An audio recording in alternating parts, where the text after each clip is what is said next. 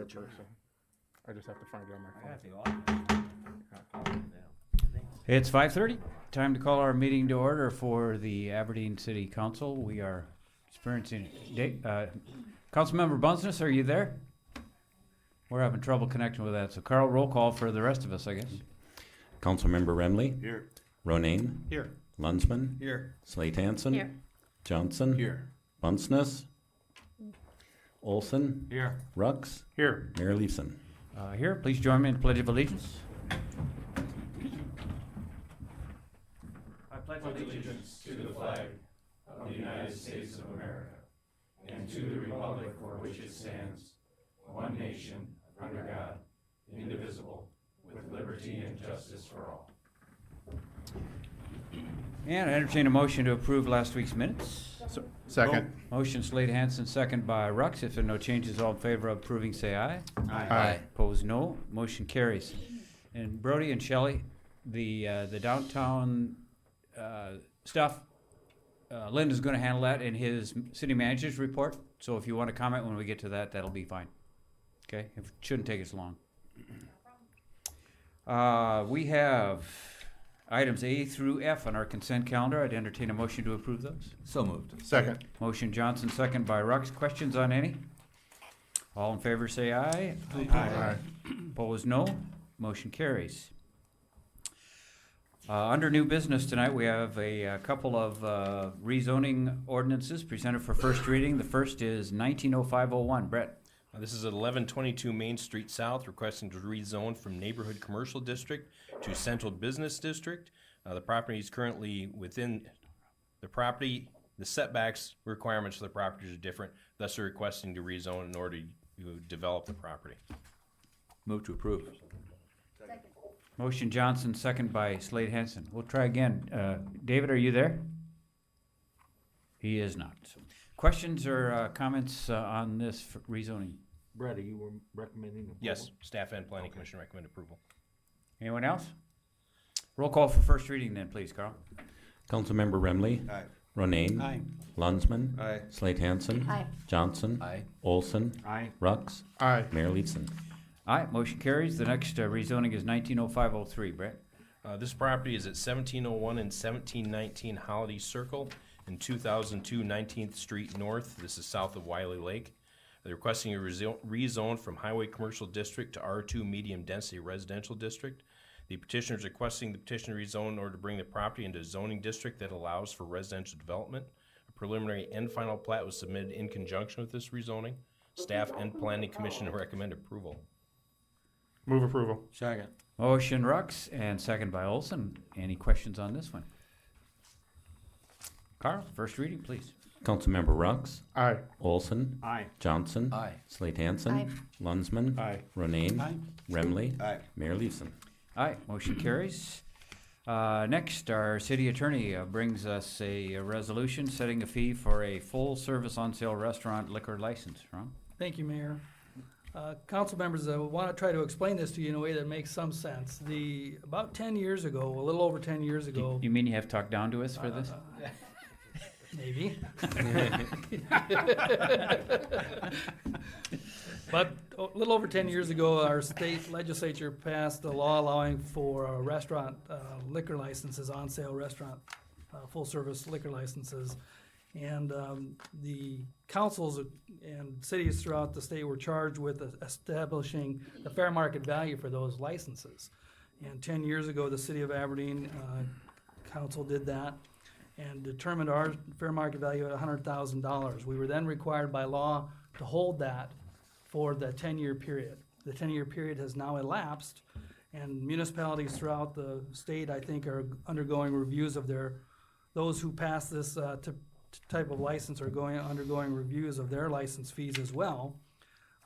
Again, ours was set at $100,000 and was an effort at that time to determine fair market value, which was very difficult because there weren't at the time any on-sale liquor licenses available for sale through the city, nor are there any today. In fact, we're well over our allowed limit for liquor license. The city of Aberdeen would be entitled, I think, to 19 liquor licenses, and I think we've got issued over 30 now, and that's That's been a thing that's been in play for many, many years with annexations and changes in the law, but we're well over. So even if the city were to acquire an actual on-sale liquor license today, we couldn't sell it. So you're saying that, So- that this is inconsequential? So I've actually followed up with the Special Tax Division, our liquor licensing people in Pier, to try to see if we're doing this right, if we're supposed to determine fair market value. There's nothing that requires that after the 10 years has elapsed, and I honestly don't have anything that I could point you to help you set that. What I've identified for you in the council action request are what we see other communities have set. I should tell you that Rapid City recently put theirs at $100,000, but that's because they have theirs as part of their licensing, their fee ordinance that they do every year, and they've just renewed that every year. So you'll see in the resolution itself, the minimum you have to set it as would be the $1 per population, which would be 26,091. In the resolution, I had given an option of 100,000 or blank, and I just want to caution the council that if you choose to renew it, it cannot be less than 26,091. Choose to reset the fee, it cannot be less than that amount. So there we are. Okay, do we have a motion to reset it again at 100? So moved. Motion Rux, second by Remley. I guess my first thought on this would be that we set it at 100 now. If we get to the point where we think we're actually going to someday have one, then we can re-examine it in relationship of how much we should get and how it should be used to encourage new business or not. We could look at it in a whole new light if we ever got close to the point where it would actually apply. That makes a lot of sense to me. Okay. Well, are we under a 10-year rule though, Ron, going forward, or No, that was just the initial going 10 years? forward, that was initially we had to set it at that 10-year and we couldn't change it for 10 years. Understood. Going forward, we can change it as often as we Then I want. certainly agree with the mayor. Yeah. Would this then be something we just add in our annual fee ordinance? You certainly can. If you wanted to include that, I don't know if we include other liquor licensing costs in there, we do not. But this is something the Rapid City I know does. And I think it's interesting, if you look at the table I provided, these are not being sold, by like hotcakes around the state. So, Ron, you said that you double-checked to make sure we were doing it correctly, because we have sold one. And so we did it correctly, or? We did that, yeah, that was said, it was perfectly appropriate, and that was issued to the wings and things. So, so my feeling back when we initially set this at 100,000, I seem to recall that there was one that was for sale at that time at 75,000, and another that was for sale at 125. And so we went in the middle. Somebody else who was here then, and tell me if I was wrong on my memory there. But so we went in the middle and set it at 100, and then the people who were in the process of buying at that time didn't buy ours, obviously. But I felt at the time that what we were doing was setting the price for those, kind of telling the market that this is what we think these are worth. Do we know what has sold in the market since we set that price, and if they've sold at this 100,000 price, or if they've sold over or under? Do we have any? Well, let me in establishing the initial value by statute, we were required, and current license holders were required to provide us information regarding any sales of that. That's in the initial setting of the fee. We don't have that ability at this point to contact liquor license holders who may have sold or didn't to find out what the value is. So, I mean, that has changed. Again, I'm not trying to necessarily punt this. I just don't know that you're required to set it by fair market value, and I'm not sure what administration could do to assist you in identifying the fair market value at this point, other than show you what other communities have and give you an idea of how many are being issued by other communities. Well, I appreciate this information. I think it is really interesting to see that those places that are far higher than us are obviously not selling them. And I did talk to you about this previously, because that was my concern, is that here we are at 10 years, and did we keep it too low, and have we hurt our local market and the ability of those people to make that profit?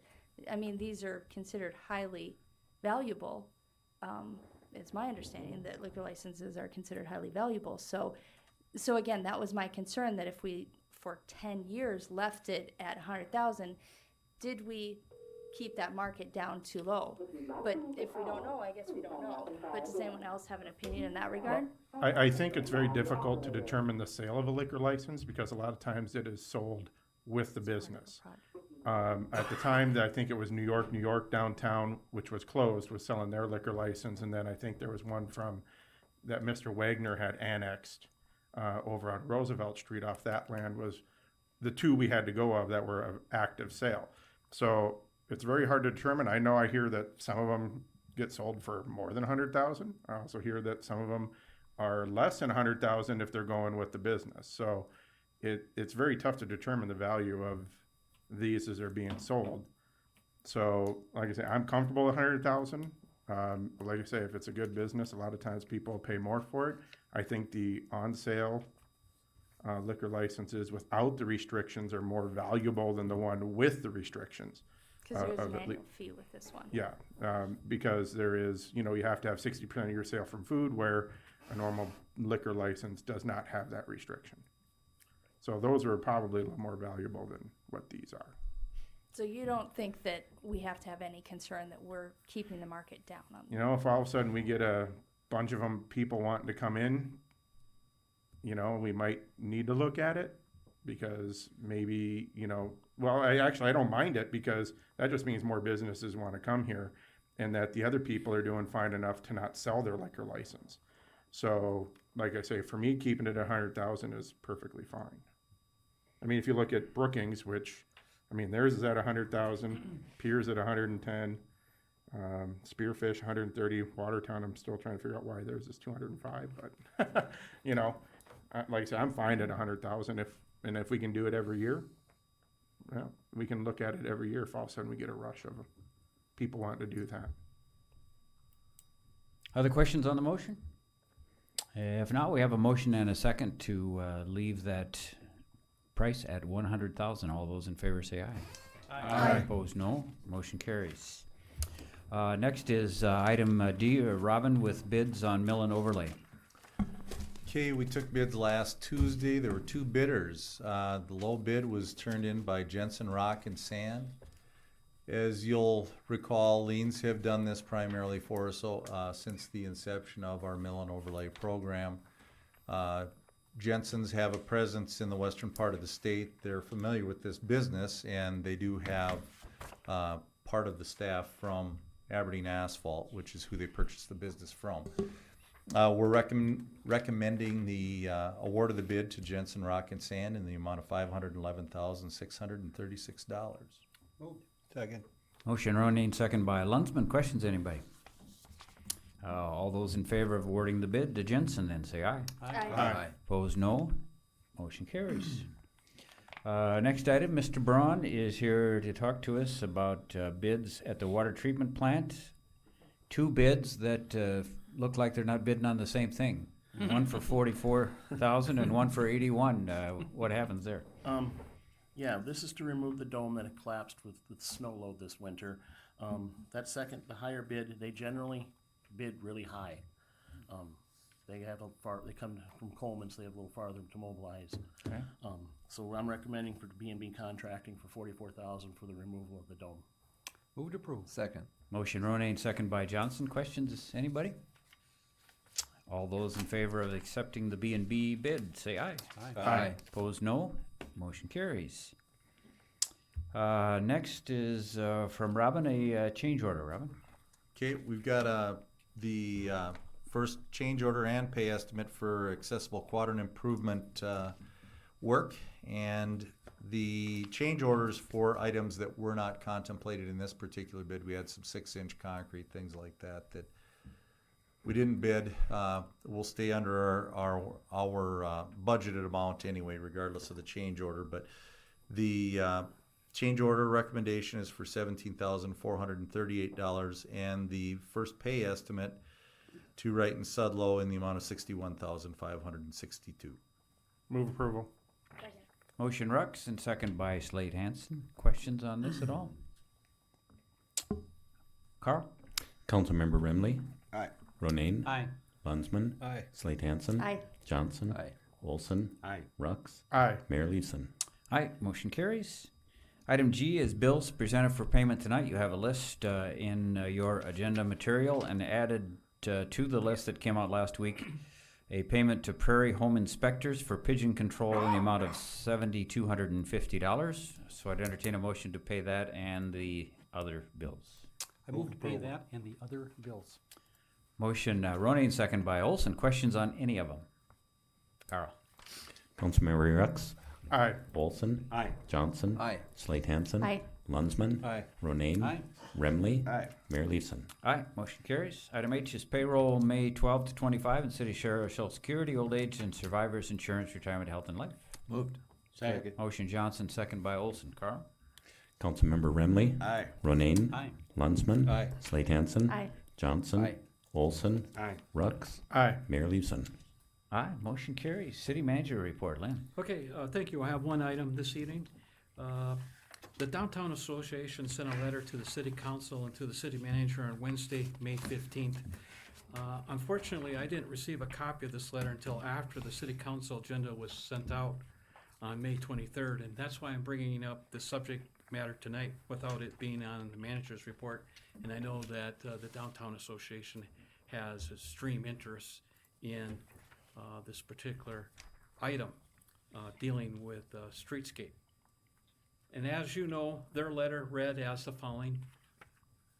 Whereas Brody Miller has supported the Aberdeen Downtown Association to aid in the beautification efforts of the Main Street by painting the crosswalks, he has contacted me, and we have discussed the process of him presenting the images to me, and I would get the approval of the Downtown Design and Appearance Committee prior to anything being done.